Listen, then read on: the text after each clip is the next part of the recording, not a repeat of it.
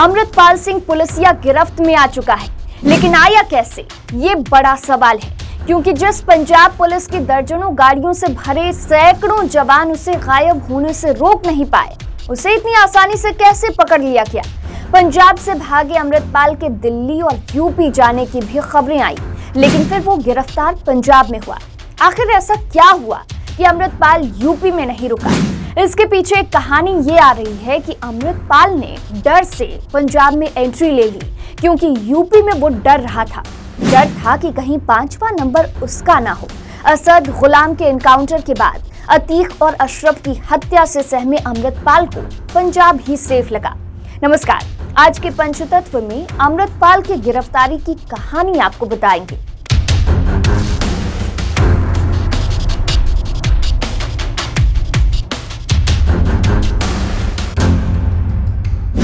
अमृतपाल सिंह के सरेंडर के पीछे कई थ्योरी सामने आ रही है। उसके पक्के साथी पप्पल प्रीत का अरेस्ट हो जाना, फिर उसके परिवार के लोगों पर पुलिसिया कार्रवाई, 36 दिनों की फरारी के दौरान उसके समर्थक भी उससे दूर होते चले गए। खबर यह भी है कि उसे खालिस्तानी संगठनों के विरोधी और गैंगस्टरों से जान का खतरा था। वो अकेला पड़ गया था, परिवार की चिंता थी, साथ वालों से सरेंडर करने की सलाह भी मिल रही थी। ऐसे कई थ्योरीज हैं जो अमृतपाल की गिरफ्तारी के बाद सामने आ रहे हैं। ये तो तय है कि अमृतपाल सिंह ने हिंदुस्तानी हुकूमत और देश की एजेंसियों को शुरुआती दिनों में परेशान करने में कोई कोर कसर बाकी नहीं छोड़ी। उसके बाद जैसे ही अमृतपाल सिंह की कमजोर कड़ी कहें या फिर नस भारतीय खुफिया और जांच एजेंसियों ने पकड़ी कि वो हर हाल में पंजाब में बवाल मचाने की आड़ में खुद को शहीद साबित कराने के इरादे से मैदान में कूदा है, वैसे ही खुफिया और केंद्रीय जांच एजेंसियों ने अमृतपाल सिंह को उसी की तेज चाल में फंसाकर गिराने का जाल बुन डाला। दूसरी ओर असद, गुलाम, अतीक और अशरफ कांड ने अमृतपाल का हलक सुखा दिया होगा, क्योंकि अमृतपाल धर्म की लड़ाई नहीं लड़ रहा था। वो धर्म की आड़ में अपनी आगे की जिंदगी चमकाकर सेट करने की गलतफहमी में था। अब सवाल उठता है कि अमृतपाल सिंह का पंजाब में हुए तमाशे और सैकड़ों मील दूर यूपी के प्रयागराज में उमेशपाल कांड के बाद बदले हालातों की कड़ी इतनी दूर होकर भी आपस में कैसे मिल सकती है? तो जवाब है कि अमृतपाल की फरारी और उमेशपाल ट्रिपल मर्डर अमेरिका या ऑस्ट्रेलिया या फिर पाकिस्तान या भूटान में तो हुआ नहीं था। ये सब कुछ भारत की 2 अलग अलग स्टेट्स में हुआ। जैसे ही अमृतपाल सिंह ने यूपी में अतीक, अशरफ, गुलाम, असद का हाल देखा या सुना, वैसे ही उसकी रूह फना हो गई। यूपी में जिस तरह अतीक एंड फैमिली का हश्र हुआ, उससे अमृतपाल सिंह के दिल में खौफ पैदा करते हुए प्रत्यक्ष अप्रत्यक्ष रूप से ही सही इशारा कर दिया गया कि अगर अब भी सरेंडर नहीं किया तो कहीं पंजाब में अमृतपाल सिंह का हाल यूपी के असद, अतीक, अशरफ या फिर गुलाम सा ना हो जाए।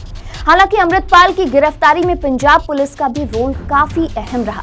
23 फरवरी को जिस तरह अमृतपाल ने समर्थकों की भीड़ के साथ गुरु ग्रंथ साहब का इस्तेमाल करते हुए अजनाला पुलिस स्टेशन पर धावा बोला, अपने करीबियों की रिहाई सुनिश्चित कराई, वो इस बात का सबूत था कि उसके हैंडलर्स उसके जरिए खुलकर खेलने के मूड में आ गए थे।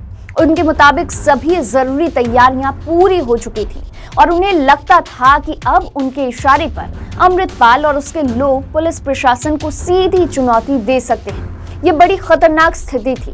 जरा सी असावधानी पंजाब को मुसीबत के नए भंवर में डाल सकती थी। इसलिए इस जल्दबाजी में कदम उठाने के बजाय पुलिस ने वक्त लेकर सारी योजना तैयार की और फिर पूरी तैयारी के साथ 18 मार्च को अमृतपाल के खिलाफ कार्रवाई की।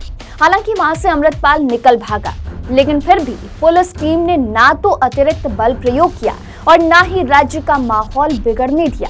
धीरे धीरे अमृतपाल के करीबियों को गिरफ्त में लेते रहे और उसके चारों ओर शिकंजा कसते रहे। कुछ समय में उनके सारे विकल्प, सारे ऑप्शंस खत्म हो गए। इस दौरान न केवल केंद्रीय एजेंसियों ने हर कदम पर पंजाब पुलिस के साथ सहयोग किया, बल्कि राज्य और केंद्र सरकारों के बीच भी जबरदस्त तालमेल नजर आया। केंद्रीय गृह मंत्री अमित शाह ने अमृतपाल की गिरफ्तारी से एक दिन पहले ही पंजाब पुलिस की तारीफ करके संकेत दे दिया कि राजनीतिक भेद मतभेद चाहे जितने भी हों, लेकिन जब बात राष्ट्रीय चुनौतियों से निपटने की हो तो उनसे ऊपर उठना हम जानते हैं। इस दौरान अकाल तख्त ने जिस बारीकी से धर्म और उसके दुरुपयोग के बीच फर्क को रेखांकित करते हुए खुद को अमृतपाल की करतूतों से अलग किया, वो न केवल सराहनीय बल्कि आगे के लिए भी मिसाल पेश करता है। सही समय पर दिखाई गई यही सावधानी, गंभीरता और जिम्मेदारी की भावना किसी राष्ट्र की असली ताकत होती है। तो आज के पंचतत्व में इतना ही। आगे और भी ऐसी खबरों के लिए देखते रहिए पंचतत्व। नमस्कार।